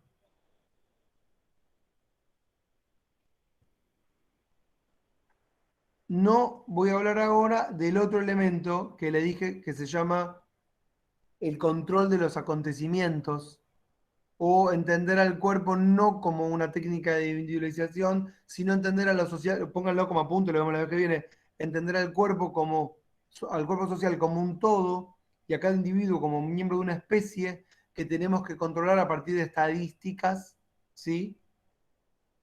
Que vamos a analizar más adelante. Ahora sigamos con el primero de estos elementos de las técnicas políticas inventivas del siglo XVII y XVIII, que es la disciplina. El primer lugar donde Foucault dice que empieza a ver él y a ver H con H larga, a ver disciplinamiento es en el ejército. Porque el ejército es la primera institución que la monarquía, en este desarrollo tentacular del poder que hace en el territorio, que les conté, a partir de estos dos problemas que tiene, conquistar territorios, asegurar la propiedad, prohibir el contrabando, cobrar los impuestos, bueno, necesita un ejército. Entonces, no necesita un ejército de mercenarios, no necesita o no le sirve un ejército de vagabundos, de andrajosos o de indisciplinados, necesita un ejército profesional, regular, entrenado, que permanezca en un lugar, que se levanta a tal hora, que duerma a tal hora, que crea en lo que hace. Un ejército como sería un equipo de fútbol hoy, que concentran, ¿correcto? Que están convencidos para ganar, que repiten el cassette, casi robots. Es un ejemplo importante porque fue el punto donde fue descubierta la disciplina, dice Foucault, en el ejército, y donde se desarrolló en primer lugar en el ejército. Ligada entonces a esta otra intervención en orden técnica, que fue la invención del fusil de tiro relativamente rápido. Bueno, vieron que hay técnicas comerciales, hay técnicas industriales, hay técnicas políticas de recontrol de los cuerpos, hay técnicas, por ejemplo, de, de represión con nuevos mecanismos, como es el fusil de tiro el fusil de tiro rápido. Ya no tiramos más con arco y flecha, tiramos con fusil. ¿Y cómo hacemos? Bueno, hay que entrenar. No es fácil. Y aparecen todos los manuales, las técnicas, las formas, ¿sí? En los entrenamientos, los adiestramientos. Un poco lo que vendrían a ser para nosotros las ciencias. ¿Qué estudiaste? Técnicas de tiro. Ah, tengo el título. Sí, yo sé tirar con bazooka, sé tirar con la 22, el fusil, sé tirar, sé desplegarme por abajo, por el piso, sé saltar una pared. Tengo el título. Bien. A partir de ese momento podemos decir lo siguiente, que el soldado dejaba de ser intercambiable, dejaba de ser pura y simplemente carne de cañón y un simplemente individuo capaz de golpear. Para ser un buen soldado había que saber tirar, por lo tanto es necesario pasar por un proceso de aprendizaje y era necesario que el soldado supiera desplazarse, que supiera coordinar sus gestos con los de los demás soldados, marchar, ¿correcto? En suma, el soldado se volvía habilidoso. Y es más, no solo se volvía habilidoso, sino que también adquiría un cierto prestigio social. ¿O no? Entonces, si vos pasabas a ser miembro del cuerpo de soldados, tenías un cierto prestigio respecto a los demás. Y además era una posibilidad de ascenso social. Y se establecen nuevas dinámicas a partir de eso. ¿Vieron todo lo que implica una nueva técnica de gobierno político? Por lo tanto, precioso, perdón. Y tanto más precioso, más necesario para conservarlo. Y tanto más necesidad de conservarlo, más necesidad había de enseñarle técnicas capaces de salvarle la vida en la batalla. ¿Eh? ¿Por qué se preocupa el monarca? ¿Cuántas bajas? Tantas bajas. Qué cagada, perdimos. ¿Cuántas armas? ¿Cuántos soldados? Y hay que educar a los nuevos soldados que vienen. Y mientras más técnicas se les enseñaban, más tiempo duraba el aprendizaje, más precioso era él, etc. Y bruscamente se crea una especie de embalo de esas técnicas militares de adiestramiento que culminarán en el famoso ejército prusiano de Federico II, que gastaba lo esencial de su tiempo haciendo ejercicios. El ejército prusiano, el modelo de disciplina prusiana es precisamente la perfección, la intensidad máxima de esa disciplina corporal del soldado que fue, hasta cierto punto, el modelo de las otras disciplinas. Bueno, acá nos vamos a quedar. Acá nos vamos a quedar. Estoy cansado. Y vamos a ir a la clase que viene con el otro modelo de la nueva tecnología, que es la educación, que es el segundo lugar donde aparece. Y bueno, vamos a ver también cosas que no les mencioné, pero quería que vieran todo esto como una forma de aproximación. Voy a dejar de presentar.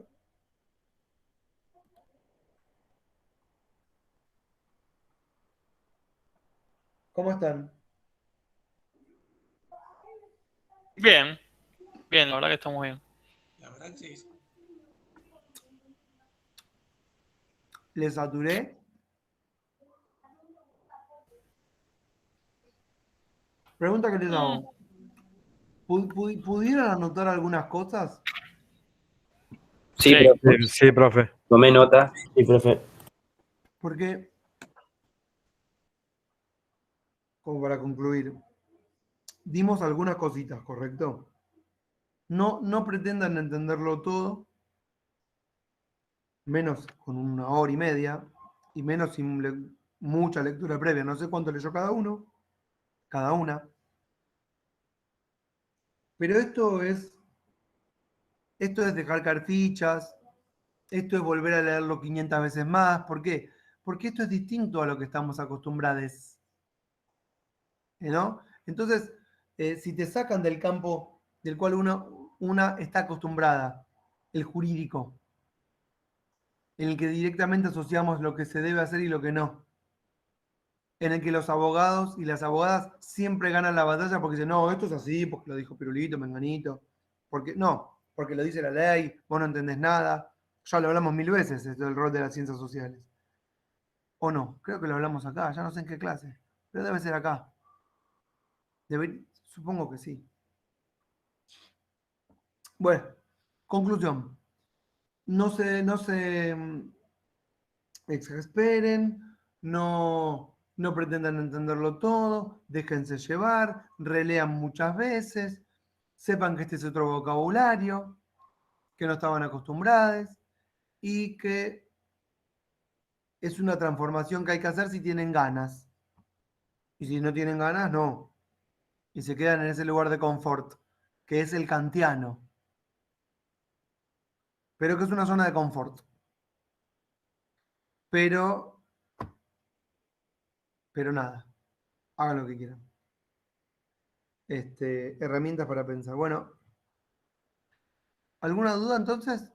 ¿O podemos tomar lista y terminar con este asunto? No, por ahora no. Va a haber que lo voy a tener que releer bastantes veces, como dijiste vos, para entender bien lo que quiere decir Foucault, pero sí, o sea, con la guía que nos das vos, como que más o menos lo vamos entendiendo. Por lo menos yo. Mi idea de leerles también, ¿saben cuál es? Que no se acerquen a este texto, son todos parecidos, solas. ¿Por qué? Porque no entienden nada. En cambio, si yo les leí bastante, ustedes ahora pueden seguir la lectura y decir, ah, ahora sé de qué me está hablando, y pueden avanzar sobre los otros textos. En esta conferencia, cuando termina la conferencia, vienen las preguntas, no las lean las preguntas, no tiene sentido. Porque le preguntan cosas que, ¿vieron cuando un político va y habla y después habla de una cosa y después le preguntan otra cosa? No habló de la represión. Le vamos a preguntar de la represión.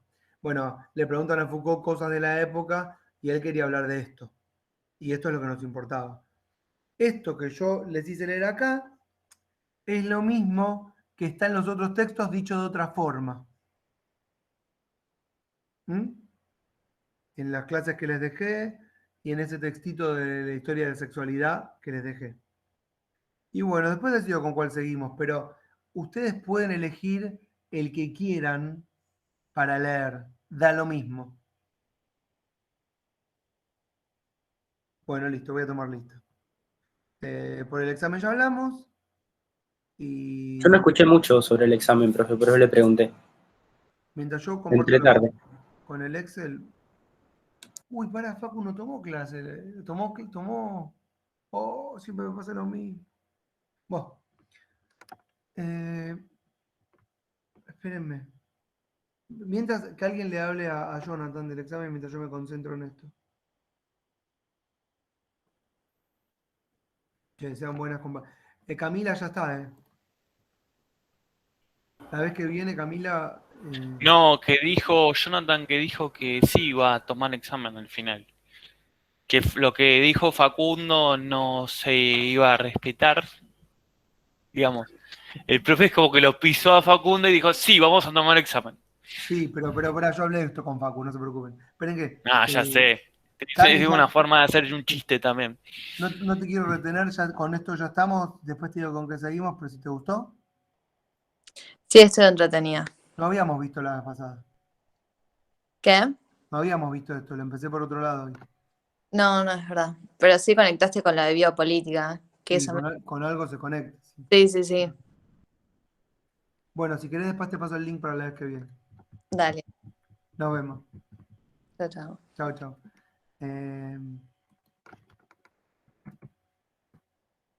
¿La modalidad del examen va a ser el mismo, profe?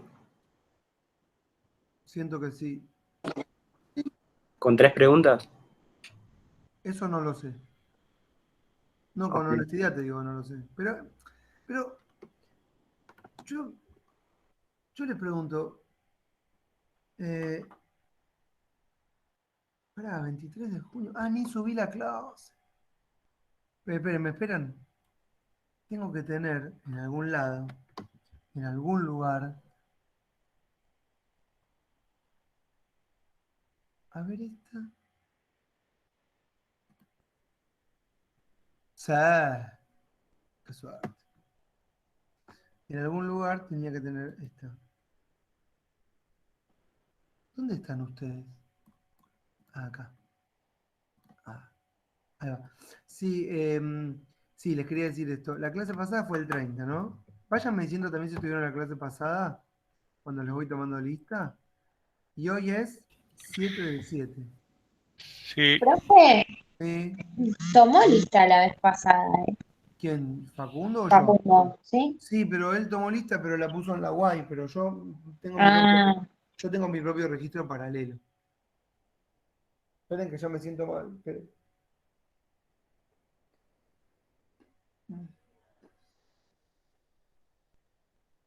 Un segundo, les pido disculpas.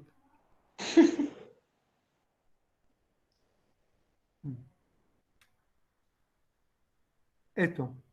Lo importante acá,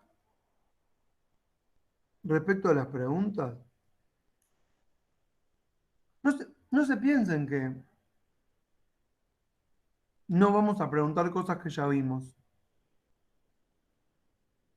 Vamos a acoplar lo que vimos en el primer examen a lo que estamos viendo en el segundo. ¿Está? Por ejemplo, no sé, Marx dice que el capitalismo solo existe, vamos a decir, porque hubo acumulación originaria y esa extracción de plusvalía. ¿Qué le aporta incorpora a Weber? ¿Cómo podríamos verlo con Foucault desde otra forma? Y ahí tienen que ir a Marx y comparar. ¿Sí o no? La escuela de Frankfurt plantea que el iluminismo, piripipí para papá. ¿Qué diría Descartes? ¿O qué le contesta la escuela de Frankfurt a Descartes? Y yo vimos Descartes en la primera parte, ¿o no? Entonces, en realidad, son preguntas acopladas unas a otras. ¿Está? ¿Cómo lo evalúo si no lo evalúo con un examen? No sé. Díganme ustedes. Pero no me lo digan ahora. Si alguien me manda algo original, lo tomo. No es tan difícil lo que les hago. 3 preguntitas de mierda, la verdad. Que les hago escribir poquito y los apruebo rápido, ¿o no? Y el que no le gusta la nota, más un trabajo y la complementamos. Se terminó. Fin de la historia. Bueno. ¿Está bien, Jonathan? profe, perdón, yo entré Sí, tarde. profe. ¿Ya hay fecha? No. Ah, Pero chicos, quedan 2 clases. ¿No Ahora era sí. la que viene, no la próxima, profe? Sí. Después yo pregunto en Bedelía cuándo tengo que tener las notas. Después igual, ustedes no se preocupen porque yo las apruebo a todas. Y en todo caso, en el final seguimos trabajando en lo que no vieron bien durante la cursada, ¿está bien? ¿Está? Así que ustedes en ese sentido pueden quedarse tranquilas, tranquilos. No hay de qué atemorizarse. ¿Está? Profe, ahora las preguntas para el segundo trabajo, ¿cuándo se las pedimos? No, yo se las doy, no se preocupen. Ustedes preocúpense por leer. Si igual les digo que las voy a probar. Bien. ¿Alguna duda más? ¿Qué profesor les No, garantiza que profe. están todas aprobadas y aprobadas? ¿Hay o no hay? Y aparte, en el primer examen, No hay, no hay. ¿aprobé a alguien? La verdad. No. No, usted es lo que no hay, profe. No es para tanto. Bueno, no quiere rendir. bueno, a ver. Agustina Almirón, sí, sí me saludó. ¿Estuviste la clase pasada?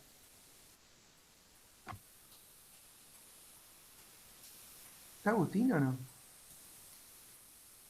Estaba. Bueno, yo estaba. Sí, estaba porque habló. La Sí, sí, escuchamos ya y está. todo al principio. Listo, ya está. Elisa, Presente. Estuve en la pasada. bárbaro, Melissa. Hasta cada uno que ya saben que son libres, ya eran libres, pero se sienten gobernadas y gobernados, ¿se dan cuenta? ¿Qué poder ejerzo? Los puedo tener acá, seguimos dando clase.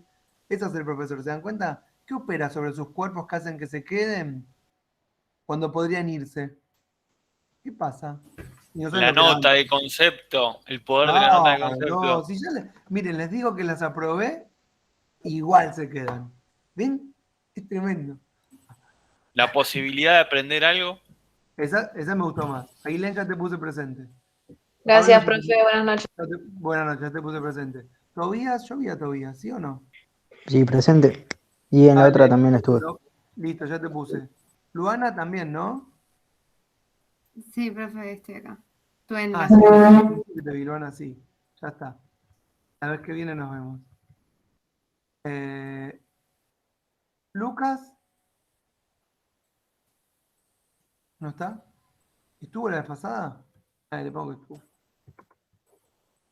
Y hoy no, así. Y Diego, Sí, profe, estuve en las dos. tenés razón, ahí te vi. Lucas En las dos. Tagliani la vez pasada estuvo, ¿eh? ¿Te puse presente? Sí. No, era Lucas Caballero. Ah, ok. Y Leila, Acá, profe, estuve en las dos. dale, nos vemos. Patricia Chao. también, ¿no? Las dos, chau, chau. Sí, en las dos clases. Nos vemos. Fabián también las dos. Sí, señor. Nos Bueno, vemos. buena semana. Facundo, Sí, profe, también en las dos. bárbaro. ¿Y Camila? No, muchos ausentes. Tengo muchos que me renunciaron. ¿Qué Camila, profe? Camila Belén Gallo. Me parece que se dio de baja. Se Escuché dio en de otra clase, me parece que se dio de ¿quién baja. me dijo que se da de baja? ¿Está acá? Que me escribió por chat y me dijo que me cambié de carrera. Y Ana, Ah, que capaz que es ella. de carrera. Ah, Me escribió, me dijo, profe, me cambié de carrera gracias a ustedes. Yo dije, qué cagada. O sea, fue tan mala la clase que te diste cuenta que no quería saber más nada. Me dijo, no, profe, gracias a ustedes descubrí que quiero hacer filosofía. Buenísimo. Menos mal. Le cambié la vida. Bueno.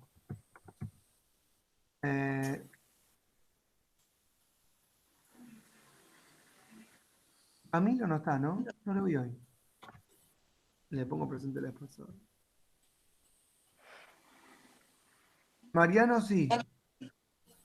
Sí, profe, en la otra también estuve presente. Dale. Buena semana, che. Igualmente. Jonathan, las dos. ¿Jonathan dijo, profe? Sí, dije Jonathan. Sí, en los dos. Muy bien. Presente en los dos. Camila. Nos vemos, Jonathan. Gracias, profe. Chau, chau. Chao. Camila Nadia Moreno. Acá estoy, profe. La clase pasada no estuve. ¿No estuviste? Bueno, no te pongo que no. Acá sí. Honestidad brutal. Gracias, Camila. A vos, nos vemos. Franco, las dos. Buenas, sí, las dos. Excelente, Franco. Bueno, buena Nos semana vemos. a todos. Chau, chau. ¿Y Chloe? Acá, profe, estuve en las dos clases. Nos vemos, Chloe. Chao, profe, buena semana. Chau, chau. ¿Y Sofía? Estoy acá. Estuve en las dos también. Sofía, divina, con cámara. Nos vemos la vez que viene. Chao, profe, hasta luego. Chau, chau. ¿Y Caterina también las dos? Acá estoy, sí, las dos. Hoy más que todos, Caterina. Bueno, nos vemos la vez que viene. Adiós. Chau, chau. Alan, ¿también las dos? Profe, presente las dos. Buenísimo, nos vemos. Chao.